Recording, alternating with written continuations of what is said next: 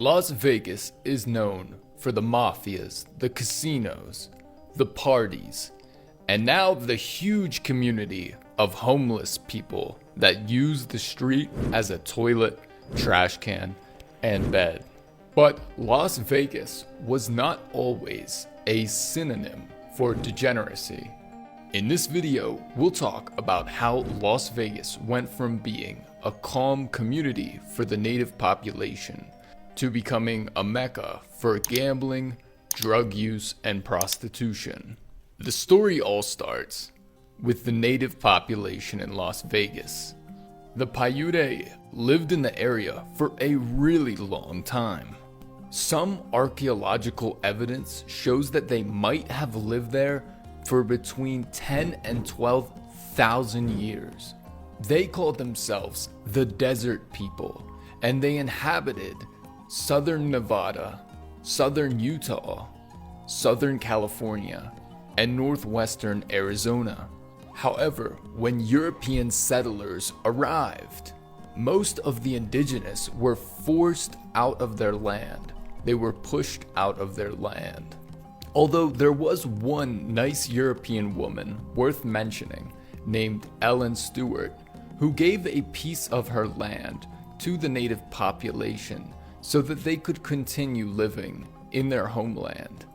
The funny thing is, the land that she owned would eventually become downtown Las Vegas. But soon after, another group of people arrived, the Mormons. It was in the year 1855 when William Bringhurst led a group of missionaries from Utah to what is now Las Vegas, with the mission of converting the native population to Christianity. They also saw this area as a strategic place to have their community, being that it was on a trade route from Salt Lake City to Los Angeles. They built a nice fort, a nice living space where they could live and study the Bible. However, 2 years later, they abandoned the mission and went back to Utah. They went back to Utah because of the extreme heat, the problems with trying to grow crops in infertile land, and because tensions were growing within the community. But not long after the Mormons left, another man came into town who had the dream of building Las Vegas. His name was Octavius Gas, and he arrived in the year 1865, and with help of the government, quickly became the owner of the Mormons' fort that they left behind. He began making wine and selling it to the travelers that were going from Salt Lake City to Los Angeles. Eventually, though, the business failed, as Octavius wasn't making enough money. But from afar, a man heard about what was happening in Las Vegas. He was a corrupt politician and businessman named William A. Clark. He saw extreme potential in the area and saw it as a strategic place, like many others, for a town, being that it was on a trade route. He dreamed of being the politician that would bring to life a train that goes from Salt Lake City to Los Angeles. His dream eventually came true, and the railroad started to get built in 1871 and was finally completed in 1905. This brought the first big group of people to Las Vegas that settled there, making this new town their new home. But with the growth of the city, well, they needed electricity, which is why, not long after, the biggest construction project in the United States and the biggest dam in the world was about to be built right outside of Las Vegas. We're talking about the Boulder Dam. But before we talk about the Boulder Dam, I want to tell you about a super cool program that I'm using every day to study French. It's called LingoPie. This website allows us to learn vocabulary in context through native content. And by using LingoPie, I can click on the words that I don't know and get instant definitions. Plus, I can add them to a list to review later. Like I said, I love LingoPie, I pay for it myself, and I definitely recommend it. Check out the link in the description if that sounds interesting to you. Thanks for supporting the channel, and let's get back into the video. The Boulder Dam. Las Vegas was starting to grow quickly, and the government wanted to make sure that the new city would have enough electricity. This is why they came up with the idea of building a huge dam that would generate electricity on its own.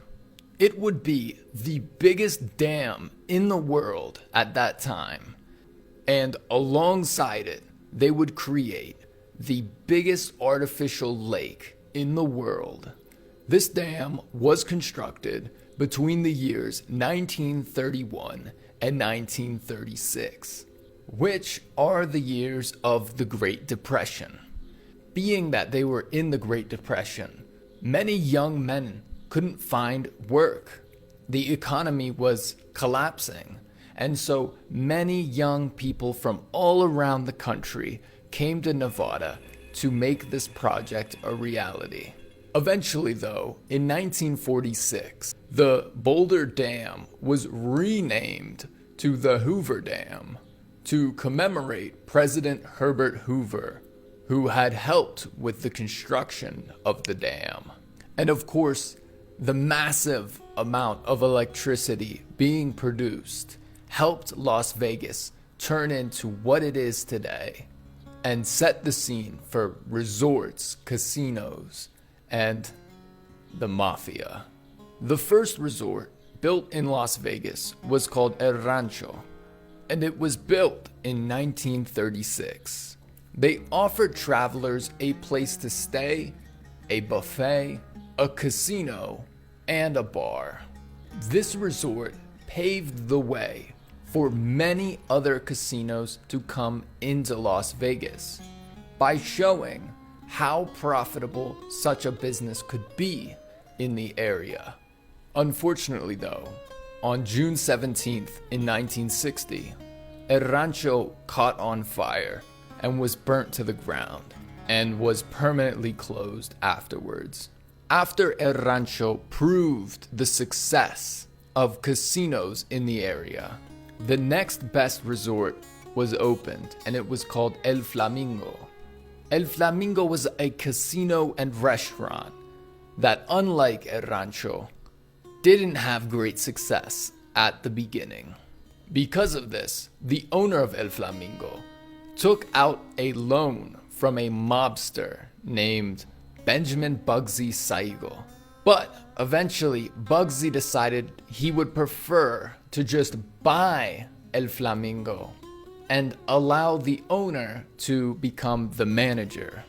However, this didn't work very well, as the previous owner was not a good manager, and because of this, Bugsy ended up killing him. And this is how the first mobster became an owner of a casino in Las Vegas.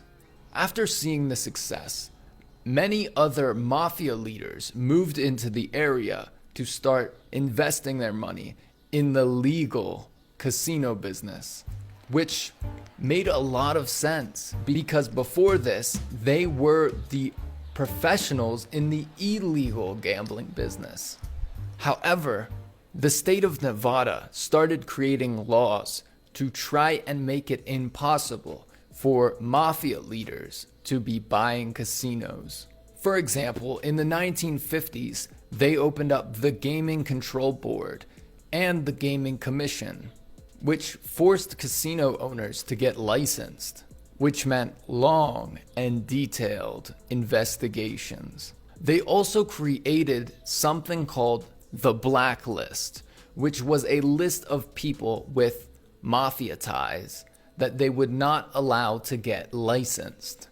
But this wasn't a problem for the mafia bosses, as they found other ways to control the business.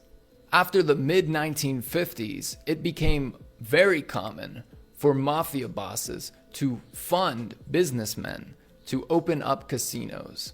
So technically, the mafia bosses weren't involved. They just were funding the project from behind. And all they asked was for a certain percentage of the profits. The killing of the mobs. Eventually, though, through legal persecution and the removal of licenses, the casinos owned by the mafias were quite literally destroyed. And the ones that were not destroyed were sold to big corporations. In the 90s, it seemed that the corruption and ties to the mafia in Las Vegas were coming to an end. And eventually they did, allowing for huge corporations to come into Las Vegas and invest crazy amounts of money into the casino industry. But now, Las Vegas is a place where people come to get drunk, gamble, and enjoy a weekend. For others, Las Vegas represents the devil that stole their life from them. This is because there are countless stories of people who went to Las Vegas hoping to have fun for a week, and they ended up losing all of their money and became drug addicts. And now they live on the sidewalks or in tunnels, using hard drugs and living amongst rats. Las Vegas has come very far from being the peaceful homeland of the Paiutes and the Tunis. Like this video and subscribe if you enjoyed learning English through this subject. It was a pleasure seeing you again, friend. Have a wonderful week. Goodbye.